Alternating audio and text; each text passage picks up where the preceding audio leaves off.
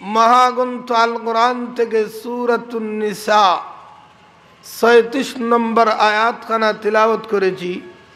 আল্লাহ নবীর অসংখ্য হাদিসের ভান্ডার থেকে একখানা হাদিসও পাঠ করেছি।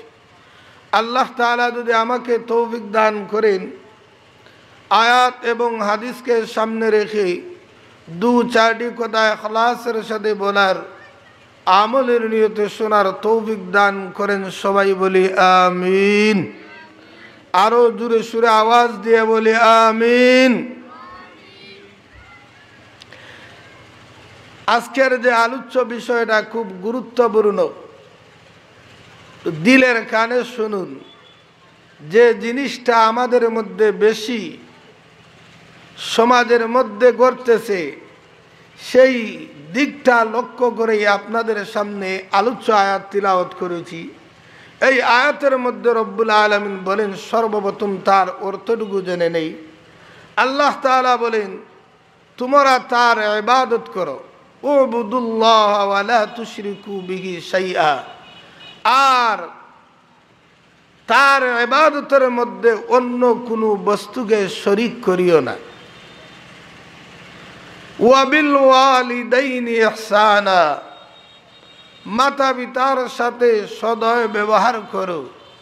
ওয়া বিযিল কুরবা, নিকট আত্মীয় মানুষদের সাথে সদয় ব্যবহার করো।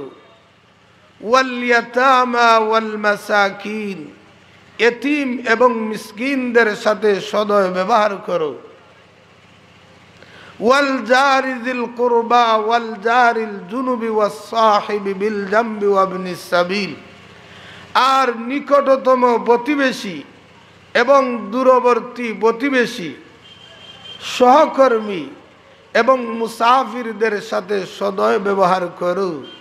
এবং নিজের ঘরের কর্মচারী যারা আছে, চাকর চাকরানি আছে, তাদের সাথেও সদয় ব্যবহার করো। হাদিস শরীফের মধ্যে নবীজি বলেন, ওই মানুষ প্রকৃতপক্ষে মুসলমান, মুসলিম, যার মুখ এবং হাত থেকে অপর মুসলমান ভাই নিরাপদ থাকে। তাহলে আমরা সর্বপ্রথম আয়াতের শুরুতে আল্লাহ বলেন, উবুদুল্লাহ, তোমরা কার ইবাদত করো? আল্লাহ। আর আল্লাহ ছাড়া অন্য কোনো গায়রুল্লাহর ইবাদত করা যাবে?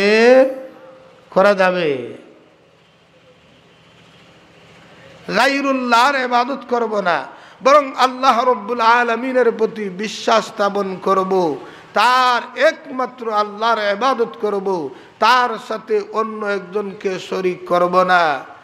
এমন আপনার এই সম্পর্কে হযরত নবী করিম সাল্লাল্লাহু আলাইহি সাল্লাম বলেন যে তুমি আল্লাহ তাআলার ইবাদত করো, আল্লাহর সাথে অন্য কোনো বস্তুরে শরীক করো না। যদিও তোমাকে টুকরো টুকরো করে ফেলা হয়, অথবা আগুন দ্বারা ভস্ম করে দেওয়া হয়, জ্বালাইয়া দেওয়া হয়, তারপরও আল্লাহর সাথে অন্য কোনো বস্তুকে শরীক করিও না। সাথে সাথে আল্লাহ বলেন, ওয়াবিল ওয়ালিদাইনি ইহসানা,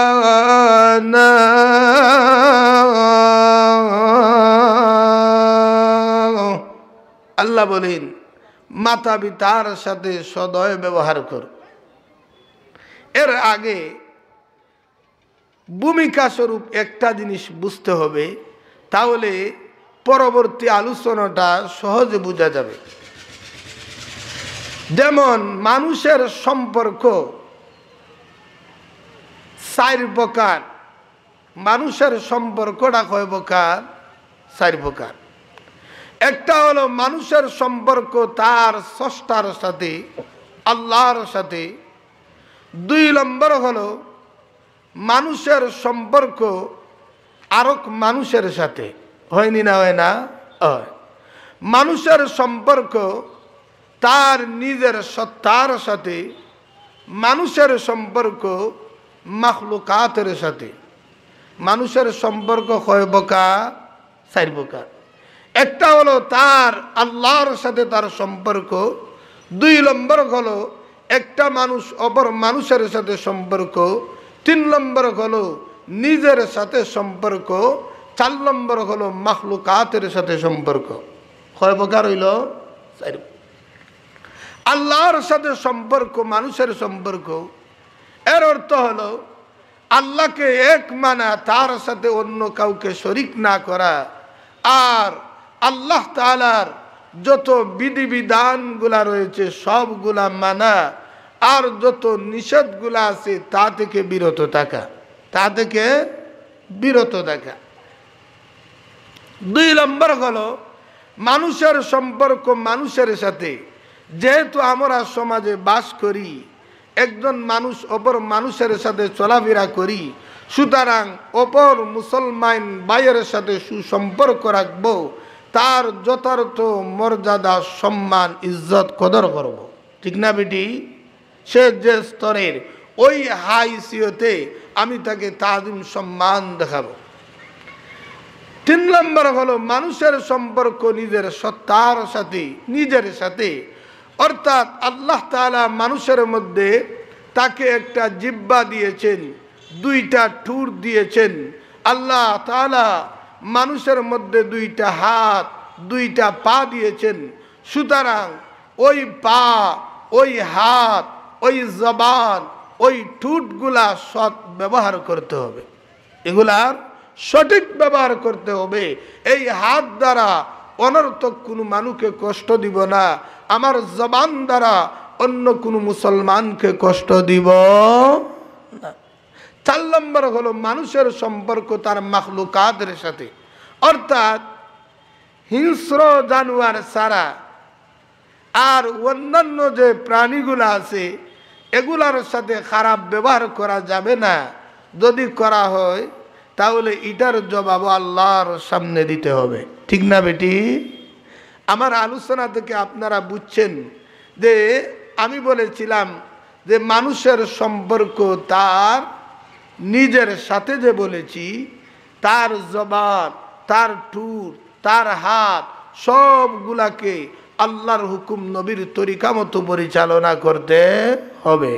যদি এগুলা সঠিকভাবে ব্যবহার না করে বরং জবান দ্বারা মানুষকে গালি দেয়, হাত দ্বারা মানুষকে প্রহার করে, পা দ্বারা খারাপ কাজগুলা করে, তাহলে একটা জিনিস লক্ষ্য রাখবেন, এটা হলো হকুল ইবাদ, বান্দার হক। আপনি মানুষকে প্রহার করলেন, জবান দ্বারা গালি দিলেন, আপনার ব্যবহারে অন্য একজন মানুষ কষ্ট পাইল, এটা হলো বান্দার হক। সুতরাং এই হক অত সহজে মাফ হবে। আরো সহজে বুঝতে পারবেন, পাপ আল্লাহর কাছে 3 প্রকার, গুনাহ কয় প্রকার? 3 প্রকার। 1 প্রকারের গুনাহ হলো শিরিক, যেটা আল্লাহর সাথে শরিক করা হয়, এই গুনাহ আল্লাহ মাফ করবেন না। 2 নম্বর প্রকারের গুনাহ হলো আপনি অন্যায়ভাবে কোনো মুসলমানের প্রতি বা যে কোনো একটা গায়রে মুসলমানদের প্রতি হোক অথবা কোনো মাখলুকাতের প্রতি হোক জুলুম করলেন, অন্যায় আচরণ করলেন, এটা হলো হকুল ইবাদ। এই গুনাহ আল্লাহ মাফ করেন না, এই গুনাহ আল্লাহ মাফ করেন না। 3 নম্বর হলো আল্লাহ এবং বান্দা সম্পর্কিত গুনাহ। অর্থাৎ এটা যদি চান আল্লাহ মাফ করতে পারেন, আর যদি চান আল্লাহ তার বান্দাকে শাস্তি দিতে পারেন। এটা একমাত্র আল্লাহর ওই ক্ষমতা। ঠিক না বেটি?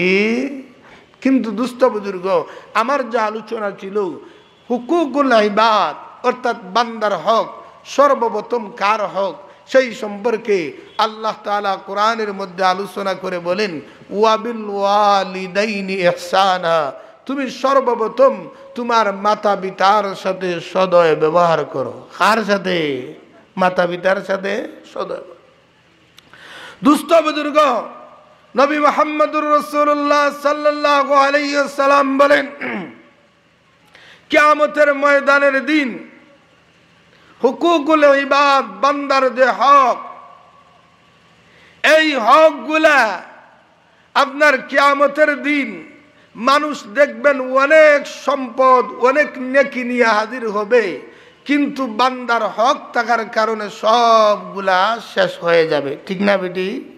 যেমন আল্লাহ নবী এক হাদিসের মধ্যে বলেন, আল্লাহ নবী সাইয়্যিদুল মুরসালিন খাতামুন নবিয়্যিন জনাব মুহাম্মদুর রাসূলুল্লাহ সাল্লাল্লাহু আলাইহি সাল্লাম বলেন, ওরে আমার সাহাবীরা, সবচাইতে দরিদ্র ব্যক্তিকে? সাহাবীরা বলেন, ইয়া রাসূলুল্লাহ, সবচাইতে দরিদ্র ব্যক্তি আমরা মনে করি আমাদের কাছে যাদের পয়সা নাই, টাকা নাই, সম্পদ নাই, আমরাই সবচাইতে বড় গরিব। আল্লাহ নবী বলেন, না না না, সবচাইতে বড় গরিব হলো ওই ব্যক্তি দুনিয়ার জীবনে অসংখ্য গণিত নেক আমলগুলা নিয়ে হাসরের ময়দানে হাজির হবে। অন্যায়ভাবে হাত দ্বারা মানুষকে কষ্ট দিয়েছে, জমিন জোরপূর্বক দখল করে নিয়েছে, ক্ষেতের পানি লাঠি দিয়া কুসা মেরে সব পানিটুকু নিয়েছে। কিয়ামতের ময়দানের দিন ওই পাওনাদারগুলা হাজির হবে।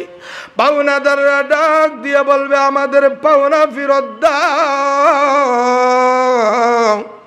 ওই ব্যক্তি তার নেকিগুলা দিতে শুরু করবে। কিয়ামতের ময়দানে তো টাকা পয়সার চল না, একমাত্র নেক আর ভদগুলা চলবে। নেকিগুলা দিতে শুরু করবে। নেকি দিতে দিতে এক পর্যায়ে পাওনাদারের সংখ্যা অনেক হাজির হবে। আমাদের পাওনা ফেরত দাও। অন্যায়ভাবে আঘাত করেছো, অন্যায়ভাবে আমার মালগুলা আত্মসাৎ করে নিয়েছো, আমার পাওনা ফেরত দাও। আমার কাছে তো নেকি নাই, এখন কি করে সুদ করা যায়? আমাদের কাছে গুনাহ রয়েছে, গুনার বোঝা তোমার মাথায় তুলে না। বিশাল বড় সওয়াবের পাহাড় লইয়া হাসরের ময়দানে হাজির হলো। আর দেখা যায় সবচাইতে বড় নিরাশ ফকির হলো, সব মানুষের গুনাহগুলা তার মাথায় নিয়া শেষ পর্যন্ত জাহান্নামী হলো। নবীজি বলেন, সবচাইতে বড় দরিদ্র ফকির হলো ওই ব্যক্তি। চিনছেননি ফকির? তাহলে আমরা যারা অনেক বড় বড় ধনী, মানুষরে ঠগাইয়া ধনী হইতেছি, সুদ খাইয়া ধনী হইতেছি, ঘুষ খাইয়া ধনী হইতেছি, আর মানুষের সম্পদ জমিনগুলা জোর জবস্তি করে দখল করে সম্পদশালী বনতেছি, আর ইয়েতিমের মাল মাইরা খাইতেছি।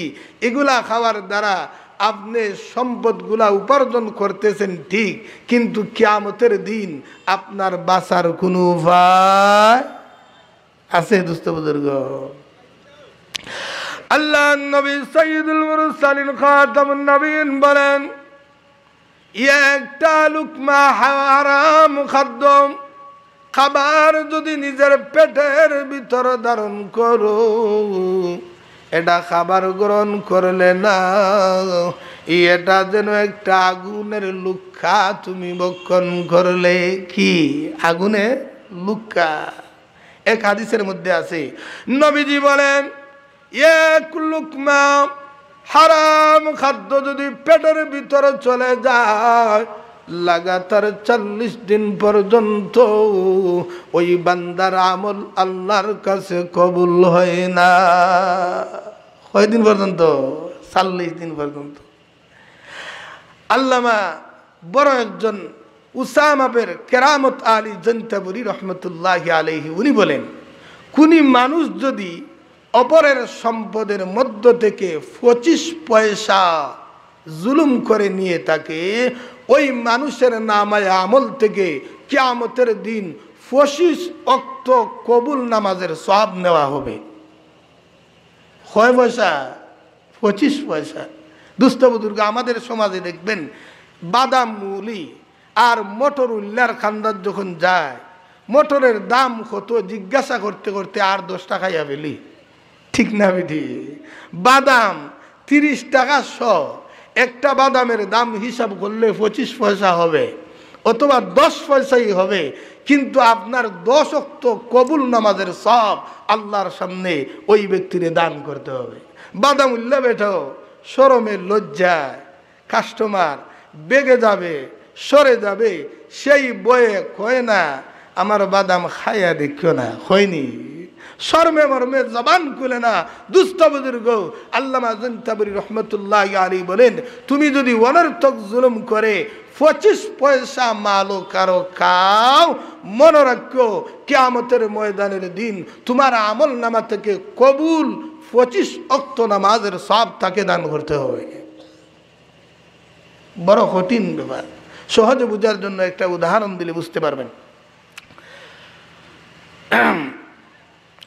আল্লাহ তাআলার বড় একজন ওলি, বড় আল্লাহওয়ালা, আপনার উনি গেলেন হজ করতে। উনার নাম হলো, আপনারা অবশ্যই শুনেছেন, সুলতান গজনবী রহমতুল্লাহ আলাইহির যুগে সবচাইতে আপনার বড় একজন আলিম ছিলেন, উসামা বিন আল্লাহর ওলি ছিলেন। উনি হজ করতে গেলেন। হজ করার পর উনি আপনার 1 কেজি খেজুর কিনলেন। ওই খেজুরটা কেনার পর একটা খেজুর পাল্লার নিচে পড়ে গেল, একটা খেজুর পাল্লার নিচে পড়ে গেল। উনি মনে করলেন, মনে হয় আমার মাফের খেজুর পাল্লার নিচে পড়েছে, সুতরাং খেজুরটা খেয়ে নিলেন। খেজুরটা কি করলেন? উনি আপনার মক্কা থেকে 750 মাইল দূরত্ব বাইতুল মুকদ্দাস আসলেন। আসিয়া আপনার এভাবে আরামের সাথে মসজিদের মধ্যে একটু হেলান দিয়ে ঘুমাইতেছেন, চক্ষুটা লাগলো। এমতো অবস্থায় কে যেন একজনে ডাক দিয়ে বলতেছে, ওরে আল্লাহর ওলি শোনো, তুমি অনর্থক ভাবে অন্য আরেকটা খেজুর খাবার দ্বারা বিগত 1 বছর পর্যন্ত আল্লাহর গোলামি করো, আল্লাহর বন্দেগীর মধ্যে কাটাও। তোমার একটা খেজুর খাওয়ার দরুন 1 বছর পর্যন্ত যত আল্লাহর গোলামি করেছো, একটা আমল আল্লাহর কাছে কবুল হয় না। একটা খেজুর পাল্লার নিচে পড়ল, আর ওই খেজুরটা উনি খেয়ে নিলেন। উনি তো ভাবছেন না যে আপনার এই খেজুরের দ্বারা যে এত ক্ষতি হয়ে যাবে। উনি স্বপ্ন থেকে চক্ষু যখন খুললাম, পেরেশান হয়ে গেলেন, কি করব, কিভাবে আমি খেজুরের মাপি নিব। উনি মাপ নেওয়ার জন্য পুনরায় মক্কা শরীফ গমন করে অনেক চেষ্টা করে মক্কায় যাওয়ার পর ওই খেজুর বিক্রেতাকে বলেন, কিন্তু আসল বিক্রেতা তো নয়। ওই জায়গার মধ্যে একটা ছেলে বসা। জিজ্ঞাসা করেন, ওই জায়গার মধ্যে বসে বসে একজন মুরব্বী খেজুর বিক্রি করে দাও। হা হা, উনি ছিল আমার পিতা। উনি কোথায়? উনি তো মারা গেছে, দুনিয়া থেকে বিদায় নিয়ে গেছে। এবার ডাক দিয়া বলে, তুমি কে? আমি উনার সন্তান। মেহরবানি করে একটা খেজুর আমি না জানাইয়া তোমার বাবার পাল্লার নিচ থেকে ভক্ষণ করে নিয়েছিলাম। আজ থেকে নিয়ে 1 বছর পর্যন্ত মহান আল্লাহর গোলামি করতেছি, একটা আমল আল্লাহর কাছে কবুল হয় না। মেহরবানি করে ওই খাজুরের বিনিময়, ওই খাজুরের দাবি আমাকে মাফ করে দাও। সন্তান ডাক দিয়ে বলে, আল্লাহর ওলি শুনো, ওই খেজুরের মালিক ছিল আমার বাবা, আর আমার বাবার কয়েকজন সন্তান। আমি শুধু একা নই, বাবা মারা যাওয়ার পর সব সন্তান সম্পদের মালিক বনে যায়।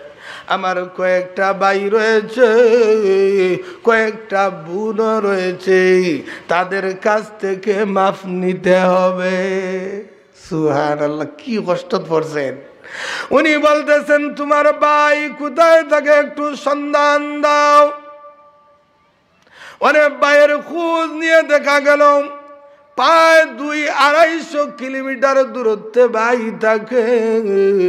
পরিশ্রম করে সেখানে গিয়ে হাজির হন, একটা খাজুরের দাবি মাফ নিয়ে আসেন। বুনগুলা যে যে এলাকার মধ্যে রয়েছে সবগুলা মানুষের কাছ থেকে দাবি মোচন করে নেন। এভাবে মোচন করে নেওয়ার পর আল্লাহর ওলি বাইতুল্লাহ শরীফের মধ্যে সিজদারত অবস্থায় পড়ে কান্দে, আল্লাহ একটা মানুষের খেজুর খাইয়া আল্লাহ আমার 1 বছরের আমল তোমার কাছে মঞ্জুর হয় না। ও রব্বুল আলামিন, সমস্ত প্রতিবেশীর কাছ থেকে, তার উত্তরাধিকারীর কাছ থেকে আমি মাফ নিয়েছি, আল্লাহ সেই গুনাহ তুমি মাফ করে দাও। এইভাবে উনি কান্নাকাটি লিপ্ত হয়ে যায়। এমন অবস্থায় লক্ষ্য করে দেখেন গায়েব থেকে একটা আওয়াজ আসলো, ওরে আমার বান্দার কাঁদতে হবে না, তুমি খাজুরের দাবি মাফ নিয়েছো, সাথে সাথে আমি আল্লাহকে একটা সিজদা করেছো। ওরে ওলি শুনো, তুমি 1 বছরে যত ইবাদত করে যতটুকু সওয়াব হয়, একটা মাত্র সিজদা যখন তুমি করে নিয়েছো, আমি আল্লাহ 1 বছরের চাইতেও বেশি সওয়াব দান করে দিয়েছি। আরো দূরে সুবহানাল্লাহ। তাহলে দুস্থ বুজুর্গ দেখেন এদের কতটুকু ভয় ছিল আর ডর ছিল। মানুষের হক মাইরা খাইবেন দূরের কথা, আপনার বিয়া খালে একটা কাজ হয়েছিল, পাল্লার নিচ থেকে খাজুর খেয়ে নিয়েছিলেন। আর আমরা তো মোটর, বাদাম, সানাসুর আপনার দাম জিজ্ঞাসা করার আগে আগেই অন্তত 50 গ্রাম ফেটো চলে যায়, ঠিক না বেটি? এগুলা থেকে বাঁচার দরকার। এগুলা কার হক? বান্দার হক।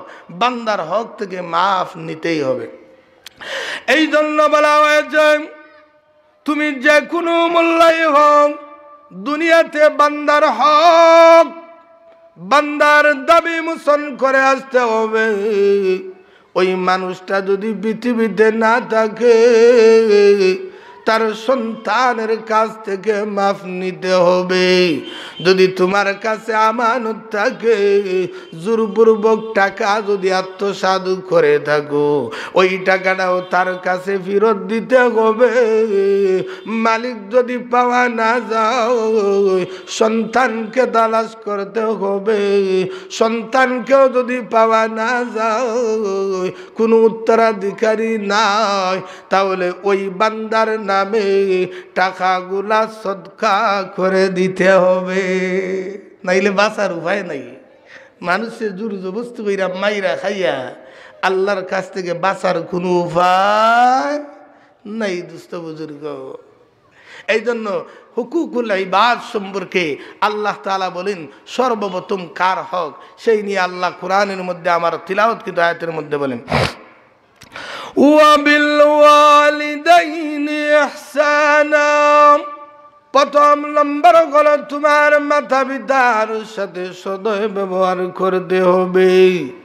মা বাবাকে কোনো কষ্ট দেওয়া যাবে না।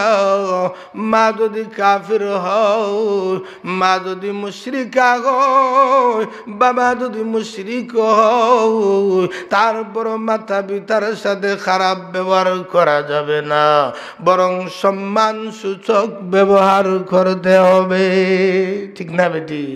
মা বাবারে কষ্ট দেওয়া। মা বাবা সম্পর্কে আপনাদের সামনে অনেক জায়গায় আলোচনা করেছি, এই আলোচনাটা আজকে করব না, পরবর্তীতে যাই। পরে কার হক আল্লাহ বলেন ওয়াবিল ওয়ালিদাইনি ইহসানা ওয়াবিযিল কুরবা ওয়াল ইয়াতামা ওয়াল মাসাকিন। 2 নম্বর হলো তোমার আত্মীয় সম্পর্ক অর্থাৎ আত্মীয় স্বজনের সাথে যারা তোমার রক্তের সম্পর্ক তাদের সাথে ভালো ব্যবহার করতে হবে। তোমার আত্মীয় যদি গরিব থাকে, তোমার আত্মীয়রা যদি অসহায় অভাবী থাকে, সর্বপ্রথম নিকটের আত্মীয় স্বজনকে দান করতে হবে। ঠিক না বেটি? তারার হক আপনি আপনার একবারে নিকটের একজন মানুষ, রক্ত সম্পর্কের একজন মানুষ বড় অভাবী অসহায় অবস্থায় দিন কাটাইতেছে, আর আপনি তার সাথে কোনো সম্পর্ক নাই, বরংস অন্য জায়গায় দান সদকা খয়রাত করতেছেন, আর নিজের অনাহারে মারা যাইতেছে, আর বড় কষ্টে দিন কাটাইতেছে। দুস্থ বুজুর্গ, আল্লাহর সামনে একদিন সেটারও জবাব দেওয়া লাগবে। লাগবে না? লাগবে না? আল্লাহ ওয়াবিদিল কুরবা, রক্ত সম্পর্ক যারা রয়েছে তাদের সাথে সদয় ব্যবহার করতে হবে। অর্থাৎ তোমার জবান থেকে, তোমার হাত থেকে, তোমার আচার আচরণ থেকে তারা ভালো ব্যবহার পাইতে হবে। তোমার অতিষ্ঠ দেখে সে হেফাজতে থাকতে হবে। তাদের সাথে কখনো খারাপ ব্যবহার করা যাবে না। যাইব? অথচ রাসূলুল্লাহ সাল্লাল্লাহু আলাইহি সাল্লাম বলেন, লা ইয়াদখুলুল জান্নাতা গাত্তাত। আল্লাহর নবী বলেন, আত্মীয়তা সম্পর্ক ছিন্নকারী বেহেশতে গমন করবে না। যারা আত্মীয়তা সম্পর্ক ছিন্ন করে, নিজের বাইরে দেখতে পারে না, অথচ পাড়া প্রতিবেশী বড় খাইতে পারে, বাইয়ে খাইলে তার বরদাস্ত হয় না। আসেনি এই ধরনের মানুষ? সমাজ বুড়ি বুড়ি আছে। কিন্তু আল্লাহর নবী বলেন, যারা আত্মীয়তা সম্পর্ক ছিন্ন করে এরা বেহেশতে প্রবেশ করবে। দুস্থ বুজুর্গ, এর লাগে আত্মীয়তার সম্পর্ক বজায় রাখবো, স্থাপন করব, আরো গাঢ় করে নিব, আত্মীয়দেরকে কোনো কষ্ট দিব না। এরপর আল্লাহ তাআলা বলেন, ওয়াবিদিল কুরবা ওয়াল ইয়াতামা ওয়াল মাসাকিন, ইয়েতিম এবং মিসকিনদের সাথে সদয় ব্যবহার করব। আপনার ভাই মারা যাওয়ার পর আপনার বাতিজা নাবালিগ সন্তান সে এতিম হয়ে গেল, বাবা না থাকার দরুন জোর পূর্বক সম্পদগুলা কেড়ে নিয়ে নাও, জোর করে সম্পদগুলা দখল করে নাও। একদিন আল্লাহর সামনে তার জবাব দিতে হবে। এতিমদের সাথে ভালো ব্যবহার করতে হবে। আল্লাহর নবী ঘোষণা দেন, ওরে আমার সাহাবীরা শুনো, যারা ইয়েতিমদের সাথে ভালো ব্যবহার করবে, কিয়ামতের ময়দানের দিন ওই ইয়েতিমের অভিভাবক আমি নবীজি জান্নাতের এতটুকু দাঁড়াদাঁড়ি থাকব। নবীজি শাহাদত আঙ্গুল, মধ্যমা আঙ্গুল দেখাইয়া বলেন, আমি এবং ইয়েতিমের অভিভাবক এতটুকু দূরত্বে অবস্থান করব। অর্থাৎ একবারে আমার নিকটেই জান্নাতে ইয়েতিমদের অভিভাবক থাকবে। এতটুকু আল্লাহর নবী বলেন, ওরে আমার সাহাবীরা শুনো, যারা ইয়েতিমদের মাথায় মায়ার নজরে হাতটা একবার বুলাই দে, মাথাটা হাতাই দে, ওই হাতের নিচে যতটা চুল পড়বে, প্রতিটা চুলের বিনিময় মহান আল্লাহ 10টা করে নেকি দান করবে। সুবহানাল্লাহ। কয়টা নেকি? এতিমদের সাথে ভালো ব্যবহার করতে হবে। আমাদের সমাজও এতিমদের সাথে ভালো ব্যবহার করা হয় না। এতিম কে? যার বাবা মারা যায়, নাবালিগ সন্তান, তাকে এতিম বলা হয়। আর আমরা সমাজে কেউ কেউ এটাও বলে যে আপনার মা মারা গেলেও এতিম না, মা যদি মারা যায় তারে এতিম হওয়া যায় না, মা মরলে এতিম হয় না। বাবা যখন মারা যাইব তখন ওই ব্যক্তি কি হয়? নাবালিগ সন্তান এতিম হয়। আর অন্যান্য মখলুকাত, অন্যান্য প্রাণীগুলা যেগুলা রয়েছে এগুলার মা যদি মারা যায় তাহলে ওই বাচ্চা এতিম হয়। আর মানুষের বেলায় আপনার তার বাবা যদি মারা যায় আর সন্তান নাবালেগ থাকে তাহলে সে হলো এতিম, সে হলো ইয়েতিম। আর ইয়েতিমের সাথে ভালো ব্যবহার করতে হবে। নবীজি ইয়েতিমদের সাথে ভালো ব্যবহার করে গেছেন। সহজে বোঝার জন্য একটা ঘটনা বললেই সহজ হয়ে যাবে, পরিষ্কার হয়ে যাবে বিষয়টা। আল্লাহ নবী সাল্লাল্লাহু আলাইহি ওয়াসাল্লামের সাহাবী হযরত উকবা রাদিয়াল্লাহু তাআলা আনহু হিজরত করে তার একটা সন্তান যার নাম ছিল বশির, ওই বশিরকে নিয়ে তিনি মদিনায় হিজরত করেন। হযরত বশিরের মা কিছুদিন আগে দুনিয়া থেকে বিদায় নিয়ে যায়। বশির সব সময় বাবার গলায় গলায় থাকে। রাত্রিবেলা বাবার কুলের মধ্যে ঘুমায়, বাবার গায়ে জড়াইয়া সারা রাত্রি কাটায়। হযরতে উকবা রাদিয়াল্লাহু তাআলা আনহু একদিন যুদ্ধের ডাক আসলো। উকবা রাদিয়াল্লাহু তাআলা যুদ্ধের জন্য প্রস্তুত হয়ে যায়। তার নাবালিগ সন্তানকে রেখে হযরতে উকবা যুদ্ধের ময়দানে শরীক হয়ে যায়। যুদ্ধ করতে করতে এমন এক পর্যায়ে আসলো হযরতে উকবা রাদিয়াল্লাহু তাআলা শাহাদাত বরণ করে নেন। বশির নাবালিগ সন্তান মদিনার পাশে বসে বসে অপেক্ষা করতেছে আমার বাবা কোথায়। সমস্ত সাহাবায়ে কেরাম যোদ্ধারা বাড়ির দিকে প্রত্যাবর্তন করে, আমার বাবা এখনো আসে না। অপেক্ষায় অপেক্ষমান প্রত্যেক যোদ্ধা সাহাবীদেরকে জিজ্ঞাসা করে, ওরে আমার সাহাবী ভাই চাচারা শোনো, আমার বাবা উকবার খবর কি তোমাদের কাছে আছে? হা হা হা, তোমার বাবা তো যুদ্ধের ময়দানে শাহাদত বরণ করে নিয়েছে। হযরতে বশির ইবনে উকবা নাবালিগ সন্তান ইয়েতিম হয়ে গেল। এবার হাউমাউ করে কান্না শুরু করে দিয়েছে।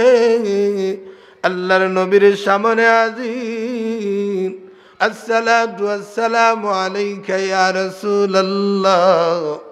নবীজিকে সালাম দিয়ে বলে, ওগো নবীজি, আমার বাবা উকবা কোথায়? নবীজি চেহারাটা ফিরাই নিলেন। হযরত বশির অন্যদিকে গিয়া বলে, ইয়া রাসূলুল্লাহ, আমার বাবা কোথায়? আল্লাহর নবী চেহারাটা ফিরাই নিলেন। হযরতে বশির নবীজির পার মধ্যে আঞ্জা দিয়ে ধরে বলে, ইয়া রাসূলুল্লাহ, আমি মক্কা থাকতে আমার মা দুনিয়া থেকে বিদায় নিয়েছে। ওগো নবীজি, বাবার কাছে সব সময় থাকতাম, একসাথে চলাফেরা করতাম। রাত্রি যখন হতো বাবার গলায় জড়াইয়া সারা রাত্রি আমি খাটাইতাম। ইয়া রাসূলুল্লাহ, আমার বাবার কি এই বিষয়টা বুঝার দরকার ছিল না? আমার ছেলে বশির, তার মা দুনিয়াতে না। আমিও যদি যুদ্ধে শাহাদত বরণ করি, আমার ছেলে কার হাওলা হবে, কার কাছে থাকবে, কার গলায় জড়াইয়া ধরবে? আমার বাবার কি চিন্তা করার দরকার ছিল না? এভাবে হযরতে বশির ইবনে উকবা নবীজির পা ধরে হাউমাউ করে কান্নেন। আল্লাহ নবী ডাক দিয়ে বলে, ওরে বশির ইবনে উকবা, তোর কাছে কি জবাব দিব?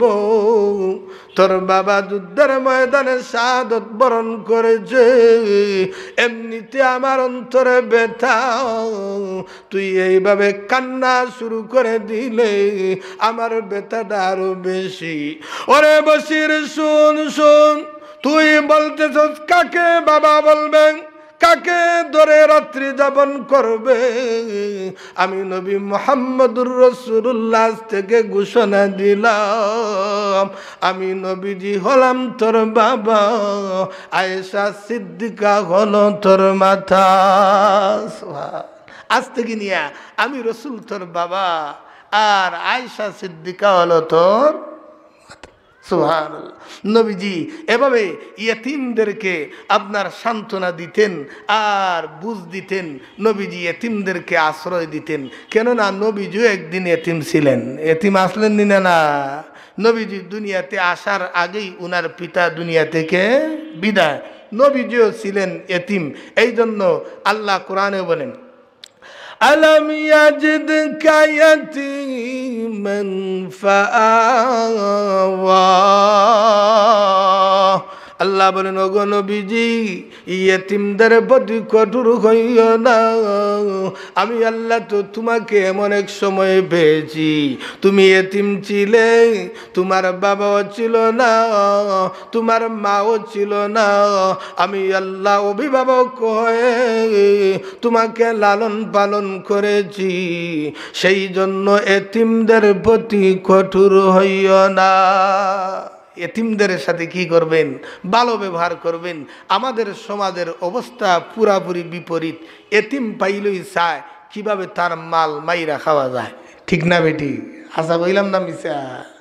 তার বাবা নাই, ছোটো বাচ্চা, বুঝে কিতা সম্পদ সে বড় হওয়ার আগেই বেচ্চা ফেলায়, ঠিক না বেটি? তাহলে দুস্থ বুজুর্গ, এই জন্য এতিমদের মাল জোর জবস্তি করে নিব না, তাদেরকে মায়া করব, তাদেরকে আমরা আশ্রয় দিব, ঠিক না বেটি? এরপরে আল্লাহ বলেন, ওয়াবিযিল কুরবা ওয়াল ইয়াতামা ওয়াল মাসাকিন। আর মিসকিনদের সাথে সদয় ব্যবহার করো। কার সাথে? মিসকিন, যারা কিচ্ছুই নাই, গরিব, অসহায়, আপনার তার কিছুই নাই, এই ধরনের মিসকিনদের সাথে ভালো ব্যবহার করতে হবে, ঠিক না বেটি? যদি মিসকিনদের সাথে আপনার ভালো ব্যবহার করেন না, তাহলে কিয়ামতের দিন তার কারণেও জাহান্নামে যাইতে হবে।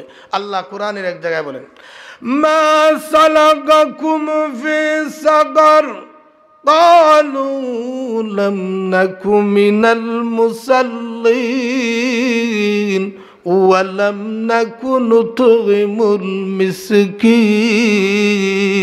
জাহান্নামীদেরকে যখন বলা হবে জাহান্নাম কেন আসলে, সর্বপ্রথম কারণ বলবে লাম নাকু মিনাল মুসাল্লিন, আমরা তো মুসল্লি ছিলাম না, আমরা পাঁচ ওয়াক্ত নামাজি ছিলাম না। ওয়া লাম নাকু নুতঈমুল মিসকিন, আর মিসকিনদেরকে খানা দিতাম না। খানা খাবাইতো, মিসকিনদেরকে খানা খাবাইতো না।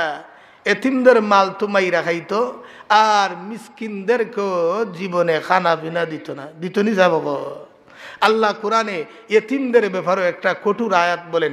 এতিমের মাল যে খাইতা, সরাসরি আল্লাহ কোরআনের এক জায়গার মধ্যে বলেন, ইন্নাল্লাযীনা ইয়াকুলুনা আমওয়ালাল ইয়াতামা যুলমা ইন্নামা ইয়াকুলুনা ফি বুতুনিহিম নারা ওয়া সায়াসলাউনা সাগীরা।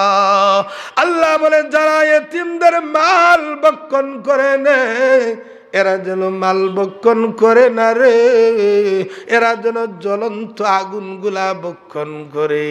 আল্লাহ বলেন, ওয়াসায়াসলাউনা সাগীরা, ও চিরেই তাদেরকে জাহান্নামের আগুনে ফেলা হবে। দুস্থ বুজুর্গ, যারা এতিমদের মাল খায়, এরা কি টাকা? আগুনের টুকরা। আল্লাহ নিজে বলেন, ইয়াকুলুনা আমওয়ালাল ইয়াতামা যুলমা ইন্নামা ইয়াকুলুনা ফি বুতুনিহিম নারা, তারা যেন আগুনগুলা নিজের পেটের ভিতর প্রবেশ করে। কি খায়? আগুন খায়। এই জন্য ইয়েতিমদের মাল তো খাইব না, সাথে সাথে মিসকিনদের সাথেও খারাপ ব্যবহার করব না। ফকির আইলে অনেক সময় দেখবেন ফকিরে তো আমরা দেই না, বরংস কথা আরও 10টা বলন হই। আসেনি আমাদের সমাজে? আজকে মনে কর সারাদিনে 100 গু ফকির বিদায় করলাম। কয়গু বিদায় করছে? আসলে একটারেও দেয় না, যেটাই দেখবেন দেয় না, এটা একটারেও দেয় না, খালি হয় 100 গু। সারাদিনই ফকির আয়, দিতে দিতে আমি ঠেকত। আসেনি এই ধরনের মানুষ? আছে। এই ইয়েতিমরে ফিরাইয়া দেয়, আর যারা মিসকিন হল আসে তার কাছে ভিক্ষার জন্য, মিসকিন হল তার কাছে হাত বাড়ায়, তখন মিসকিনদেরকে খালি তাড়াইয়া দেয়, খালি তাড়াইয়া দেয়। তবে সাবধান, তাড়াইয়া দিয়ে দিবেন, কটুর কথাগুলা এই মিসকিনদেরকে কইবেন, একটু হুঁশিয়ার হয়ে যান, আপনিও কোনো এক সময় মিসকিন হতে পারেন। পারেননি না? পারেন না? সহজে বোঝার জন্য একটা দৃষ্টান্ত দেই। এক ভদ্রলোক কয়েকটা গার্মেন্টসের মালিক, কয়েকটা ব্যবসা প্রতিষ্ঠানের মালিক। উনি উনার স্ত্রী, সুন্দরী স্ত্রীকে নিয়ে একসাথে মজার খানা খাওয়ার জন্য একটা টেবিলে বসছে। এমতো অবস্থায় একজন মিসকিন সামনে হাজির হয়ে বলতেছে, আল্লাহর হস্তে সকালেও খাই নাই, দুপুরও চলে গেল, রাত্রি আসতেছে, আমার পেটটা একবারে খালি, মেহরবানি করে কিছু খাবার দেন। ভদ্রলোক বলতেছে, আর সময় পাইছো না, আমি এই মুহূর্তে সারাদিন পরিশ্রম কইরা খাইতে বইছি, এখন আইয়া খাবার চাও, সরে যাও। ফকিররা দেখবেন মারাত্মক লেচর, এরা অত সহজে চলে না। শোনা বাজান নুরাবা, মেহরবানি করে, সকালেও খাইছি না, মাদানেও খাইছি না, মেহরবানি করে একটা প্লেট খাবার দাও। ওই ভদ্রলোকের রাগ উঠে গেল। উনি উঠলেন, উঠে একটা সর মেরে এমন জোরে একটা ধাক্কা দিলেন, যার দ্বারা উলট পলট হয়ে অনেক দূর সে পড়ল। আর ওই মিসকিন সাথে সাথে আল্লাহর কাছে দোয়া করে, রব্বুল আলামিন, আল্লাহ তুমি আমাকে গরিবের কুলে জন্ম দিলা, আল্লাহ আমাকে মিসকিন অসহায় বানাইলা, আল্লাহ ভদ্রলোকের তাপ্পর খেলাম, আল্লাহ আমার শরীরে মস্ত বড় আঘাত পেলাম, আল্লাহ তুমি যদি ধনের মালিক বানাই দিতা, আল্লাহ ভদ্রলোক আমাকে এরকম মারত না। আল্লাহ আমি কার কাছে বিচার দিব? ভদ্রলোকের বিচার করার মতো ক্ষমতা ওই এলাকার মানুষের না। আল্লাহ তোমার কাছে দোয়া দিলাম, আল্লাহ তোমার কাছে বিচার প্রার্থী হলাম, আল্লাহ তুমি ভদ্রলোকের উপযুক্ত বিচার করে নিও। এই অসহায় মানুষ, কয়েকজন ব্যক্তির দোয়া, এই আসমান এবং জমিনের মাঝখানে পর্দা থাকে না। এক ধরনের মানুষ হলো যারা মজলুম, যারা নির্যাতিত হয় কিন্তু কারো কাছে বলার ক্ষমতা থাকে না। এরা একজন মানুষ একজনের কাছে বলতে পারে, উনি হলেন আহকামুল হাকিমিন আল্লাহ। আর কারো কাছে বললে বিচার পাবে না। এই এলাকার ভদ্র সম্মানী মানুষের বিচার কার কাছে দিবে? কেউ তো বিচার করবে না। হে বিচার দেয় তার আল্লাহর কাছে, আর এই বিচার সাথে সাথে কবুল হয়ে যায়। যেই মুহূর্তে ওই ফকির মিসকিন আল্লাহর কাছে বিচার প্রার্থী হয়ে যায়, আল্লাহর আরশের মধ্যে থর থর করে কম্পন শুরু হয়ে যায়। আল্লাহ জিজ্ঞাসা করে, আরশ রে কম্পন শুরু করলে কেন? আল্লাহ তোমার এক বান্দা মজলুম, আল্লাহ নির্যাতিত হয়ে দুনিয়ার কোন মানুষের কাছে বিচার প্রার্থী না হয়ে আল্লাহ তোমার কাছে বিচার প্রার্থী হয়েছে, আল্লাহ তুমি তার বিচার করে দাও। আল্লাহ বলে, সাথে দে একটা এমন গজব দান করেছে, ওই ভদ্রলোকের 10টা গার্মেন্টসের মধ্যে একসাথে আগুন প্রজ্বলিত হয়ে উঠেছে। ভদ্রলোকের 10টা গার্মেন্টস একসাথে আগুন ধরে নিল। আগুন ধরে, আপনারা কি বলেন, গার্মেন্টসও খালি কাপড় থাকে না, মানুষও থাকে? মানুষ আসেনি? কোনো গার্মেন্টসও 20,000, 30,000, 50,000 মধ্যে কর্ম করে। এই মানুষগুলা কয়েক হাজার মানুষ জ্বল্লা শেষ হয়ে গেল। এই ভদ্রলোক খাবার শেষ করতে পারে নাই। এমতো অবস্থায় দেখা যায় পুলিশ এসে তার বাড়ির চতুর্দিক ঘেরাও করে নিয়েছে। ব্যাপার কি? বলে তোমার গার্মেন্টস, তুমি মালিক, শত শত মানুষের প্রাণ গেল, আজকে তোমারে ধরে নিতে হবে। ভদ্রলোক বড় কৌশল করে এই ঘর থেকে বের হয়ে পলায়ন করে গেল। অনেক দিন পরে তারে ধরা হলো। আস্তে আস্তে সব সম্পদগুলা বিক্রি করে দিতে দিতে দিতে দিতে দিতে একবারে মিসকিন অসহায়ের মতো বনে গেল। এক পর্যায়ে সে বাড়ি ছাড়া লাগলো। বাড়ি চাইরা কি করবে, কে তাকে জায়গা দিবে? এমতো অবস্থায় একটা সলা হাতে নিল আর মানুষের বাড়ি বাড়ি গিয়া ভিক্ষা তালাশ করতে শুরু করে। সকালে বাদশা, বিকালে ফকির, ঠিক না বেটি? দুষ্ট বুজুর্গ, ওই ফকির, ওই ভদ্রলোক ফকিরের বেশ ধারণ করে ভিক্ষার ঝুলি নিয়ে বাড়িতে বাড়িতে ঘুরে এমন এক পর্যায়ে আসলো, তার যে আদরের কন্যা, আদরের স্ত্রী ছিল, ওই স্ত্রীর বাবা ও অনেকদিন পর অন্য এক জায়গার মধ্যে নিয়ে বিয়ে দিয়ে দেয়। ওই ভদ্রলোকটা সাদা করতেছে, ভিক্ষা শুরু করে দিয়েছে। এভাবে ভিক্ষা খুঁজতে খুঁজতে একটা বাড়ির সামনে হাজির, গিয়া ডাক দিয়া বলে, মেহরবানি করে একটা বিলেট খাবার দাও। ওই ঘরের ভদ্রলোক বাক দিয়া বলে, ওরে আমার আদরের স্ত্রী, শুনো, একটা ফকির আমাদের দরজার সামনে বাচ্চা, আমরা একটু পরে খাবো, মেহরবানি করে একটা প্লেট খাবার ফকিরকে দিয়ে দাও। সুবহানাল্লাহ। ফকিরকে দিবে। ওই স্ত্রী যেই মুহূর্তে প্লেটটা সাজাইয়া ওই ফকিরের সামনে নিয়ে যাইবে, যেই মুহূর্তে দেখেছেন ওই ফকির তো সাধারণ ফকির না, ওই ফকিরটা কোনো এক সময় ছিল তার স্বামী। এবার যেই মুহূর্তে তার চেহারা দেখেছে, অজ্ঞান হয়ে মাটির মধ্যে পড়ে গেছে। স্বামী বেচারা দৌড়ায়া সামনে হাজির, মাথাতে পানি দেওয়ার পর যখন ফুস চলে আসে, জিজ্ঞাসা করে, কেন অজ্ঞান হলে? আমাদের বাড়ির সামনে যে ফকির, সে তো সাধারণ ফকির নয়, উনি ছিলেন আমাদের পূর্বের স্বামী। আমার পূর্বের স্বামী, আমার পূর্বের স্বামী উনি ছিলেন। বলে তাহলে ভিক্ষা আসলো কি করে? বলে উনি আর আমি একদিন খাবার খাইতে বসছিলাম, আর একজন ফকির আমরার সামনে আসছিল, আর ফকির একটা প্লেট খাবার তালাশ করেছিল। উনি খাবার না দিয়া উনার গার ধরে কয়েকটা সর দিয়ে উনাকে ফালাইছে।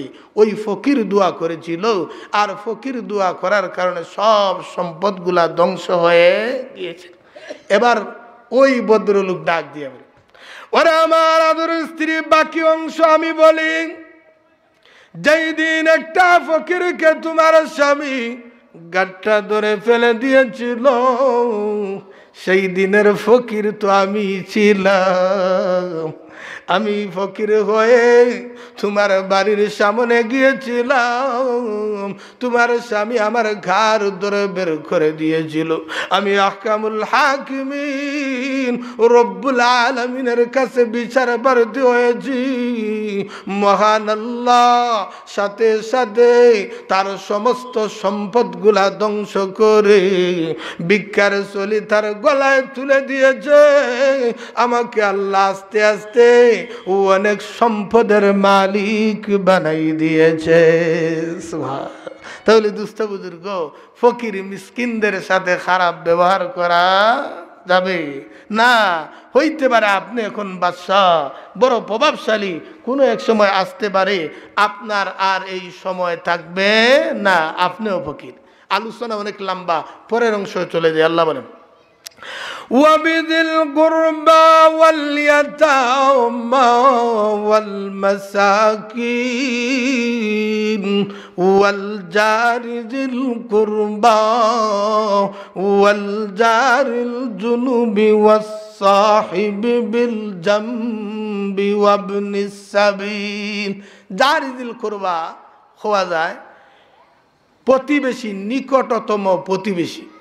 সহজে বোঝার জন্য একটা দৃষ্টান্ত দেই। প্রতিবেশী তিন প্রকার। কয় প্রকার হয়ে থাকে? প্রতিবেশী তিন প্রকার। এক ধরনের প্রতিবেশী যার তিনটা হক রয়েছে। এক হক হলো সে মুসলমান, 2 নম্বর হইল রক্ত সম্পর্কে তার হক, 3 নম্বর হক হলো প্রতিবেশী হিসাবে হক। আর আরেক ধরনের প্রতিবেশী আছে যার 2টা সম্পর্ক, 2 বিষয়ে অগ্রাধিকার। একটা হলো সে মুসলমান, 2 নম্বর হলো প্রতিবেশী হিসাবে তার হক। আরেক ধরনের প্রতিবেশী আছে শুধু একটা হিসাবে তার হক, সেটা হলো সে কাছের মানুষ, প্রতিবেশী হিসাবে তার হক, কিন্তু সে মুসলমানও না, হিন্দু বা খ্রিস্টান অথবা নাসারা, কিন্তু প্রতিবেশী হিসাবে তার হক আছে না? নাই, আছে। আল্লাহ এই আয়াতের মধ্যে বলেন ওয়াল জারি যিল কুরবা, ওয়াল জারি যিল কুরবা দ্বারা উদ্দেশ্য হলো যে প্রতিবেশীর 3টা সম্পর্ক। ওই ব্যক্তি এমন প্রতিবেশীর সাথে ভালো ব্যবহার করো যায় মুসলমান, রক্ত সম্পর্ক রয়েছে, তোমার নিকটতম রয়েছে, ওই প্রতিবেশীর সাথে সদয় ব্যবহার করো। দান সদকা খয়রাত করতে গেলে সর্বপ্রথম ওই নম্বরের প্রতিবেশীরে দান করো, ঠিক না বেটি? 2 নম্বর হলো কোন প্রতিবেশী? সে মুসলমান কিন্তু রক্ত সম্পর্ক নাই, প্রতিবেশী নিকটের মানুষ। আল্লাহ বলেন ওয়াল জারিল জুনুবি, আর 2 নম্বর হলো ওই সমস্ত প্রতিবেশীর সাথে সদয় ব্যবহার করো যে তোমার কাছে বসবাস করে, ওই মানুষটা মুসলমান, তার সাথে সদয় ব্যবহার করো। সাহায্য সহযোগিতা করতে হলে সর্বপ্রথম ওই ব্যক্তিকে দান খয়রাত করো, ঠিক না বেটি? কিন্তু আমরা নিচের খানদার মানুষ তো খুব দূরে চলে যাই, ঠিক না বেটি? দোস্ত, একটু আল্লাহর বিধানের প্রতি তালাশ করার দরকার। এরপর আল্লাহ কি বলেন ওয়াল জারি যিল কুরবা ওয়াল জারিল জুনুবি ওয়াস সাহিবি বিল জামবি ওয়াবনিস সাবিল। আর 3 নম্বরের প্রতিবেশী হলো ওই ব্যক্তি যে মুসলমানও নয়, রক্ত সম্পর্কের আত্মীয় নয়, শুধুমাত্র গড়টা আপনার পাশে, একবারে আপনার কাছে বসবাস করে। ওই মানুষটা যদিও হিন্দু, যদিও নাসারা, যদিও খ্রিস্টান, তার সাথে সদয় ব্যবহার করতে হবে। ও ভাবি হলে দান সদকা খয়রাত তাকে আগে দিতে হবে। আরে আল্লাহর বিধান বড় সুন্দর বিধান, এই বিধানের প্রতি আমরা খেয়াল করি না। অথবা এই আয়াতের তাফসীরে বলেন যারা আপনার সাথে চলাফেরা করে বন্ধুত্ব সম্পর্ক রাখে, যদিও এর বাড়ি অনেক দূর হোক, তাহলে তাকেও দেওয়া যাবে, তাকেও দেওয়া যাবে। ওই মানুষটা কেন দিবেন? ওই মানুষটা আপনার সাথে সম্পর্ক সবসময় সুসম্পর্ক রাখে, ওই মানুষটার সাথেও ভালো ব্যবহার করবেন, তাকেও দান সদকা খয়রাতগুলা করবেন। এর বাদে আল্লাহ বলেন এর পরের স্তর হলো কর্মচারী, চাকর চাকরানি। চাকর চাকরানির সাথেও ভালো ব্যবহার করতে হবে। আমরার সমাজও আল্লাহু আকবার চাকর চাকরানির প্রতি জুলুম করা হয়। জুলুম করেনি না? করে না? করে। দুস্থ বুজুর্গ অনেক মালিক এরকম রয়েছে, আপনার নামাজটা পড়তেও দেয় না। হয় তুই ফাঁক মুসল্লি এন্ডা সুরা কই তুই আইসত, তোর বাপেনি নমাজ পড়ছিল, আর তুই আইয়া মানে কামরে ফাঁকি দেওয়ার জন্য নমাজ পড়তে শুরু করছ। হয়নি না? হয় না? এই ধরনের মালিকও আছে, নামাজের সুযোগটা পর্যন্ত দেয় না, নামাজের সুযোগটা পর্যন্ত দেয় না। অথচ নিয়ম হলো আপনি যে খাবার ঘরে রান্না করেন, আপনার কর্মচারী হতে পারে, আপনার চাকর হতে পারে, চাকরানি হতে পারে, ওই খাবারের অংশ তাকে কিছু দাও, ওই মানুষটার আত্মা জুড়াইবে। আপনি যেখানে বসে খান, আপনার চাকর চাকরানিকে যদি একদিন নিয়ে খান, চাকরের আত্মা যদিও নিম্নমানের তরকারি হয়, তার আত্মা অটোমেটিকই ভরে যাবে, ঠিক না বেটি? কিন্তু দুস্থ বুজুর্গ, আমরা এমন অবস্থায় চলাফেরা করি, আমরা প্রতিবেশী বসবাস করি, আর চাকর চাকরানির সাথে এমন ব্যবহার করি যার দ্বারা তাদের আত্মা আমাদেরকে বদুয়া দেয় নি না দেয় না দেয়। এমন প্রতিবেশী আছি, আমার লাগা ঘরের মানুষ এক অক্ত গুস্তের চৌকো দেখতে পারে না, মাস যায় বছর যায়, কিন্তু আমি প্রত্যেক দিন খুব আকর্ষণীয় বাগার দিয়ে খাইতেছি। হাদিসের মধ্যে এগুলোও নিষেধ। তোমার প্রতিবেশী যদি গরিব হয়, এই ধরনের মজাদারের বাগার দিয়া তার নাকের মধ্যে গেরান দিয়া আর এইভাবে খাওয়াটাও ঠিক না। যদি খাইতে হয় তাহলে প্রতিবেশীরে এক জারা দিয়ে খাও। অথবা তুমি ধনাঢ্য, তোমার ছেলে সন্তানের জন্য বাজার থেকে একটা ব্যাগ বিস্কুট, কমলা, জামির আর আপেলগুলা নিয়ে আসছো। তোমার সন্তান খেলাধুলায় ছিল, বাবাকে দেখা মাত্র দৌড়াইয়া বাড়ি। কিসের জন্য? বাবা মজা নিয়ে আসছে। প্রতিবেশীর বাচ্চারাও সামনে দিয়া হাজির। আল্লাহর নবী বলেন, তুমি তোমার সন্তানরে তো দিবে, সাথে সাথে প্রতিবেশীর বাচ্চারা হাতেও দিবে। যদি দিতে না পারো, ছেলের জন্য আনলে লুকাইয়া তোমার ঘরের মধ্যে নিয়ে যাও। খাওয়াইতে যদি না পারো তাহলে লালচ দেখাইব না, লালচ দেখাইয়া ব্যাগ টানাইয়া লইয়া ইলায়। আর তোমার প্রতিবেশীর বাচ্চারা দীক্ষা খালি লালচ হই, তার বড় আকাঙ্ক্ষা থাকলো, আফসুস থাকলো। সুতরাং এর দ্বারাও আল্লাহ পর্যন্ত তোমার উপরে বদুয়া চলে আসবে, তুমি ধ্বংস হওয়ার কারণ হয়ে যাইতে পারে। দুস্থ বুজুর্গ, এই জন্য নবীজির তরিকা বড় সুজা। যদি সময় পাইতাম আরও আলোচনা হইতো। আল্লাহ তাআলা যা আলোচনা করলাম, যে বিষয়গুলো নিয়ে আলোচনা করেছি খুব গুরুত্বপূর্ণ, আমাদের সমাজের মধ্যে এগুলা ঘটে, এই বিষয়গুলো নিয়ে আলোচনা করেছি। আল্লাহ তাআলা আপনি আমারে সবাইরে যা আলোচনা হয়েছে তার উপর আমল করার তৌফিক দান করুক। আমিন। ওয়া আখির দাওয়ানা আনিল হামদুলিল্লাহি রাব্বিল আলামিন। আসসালামু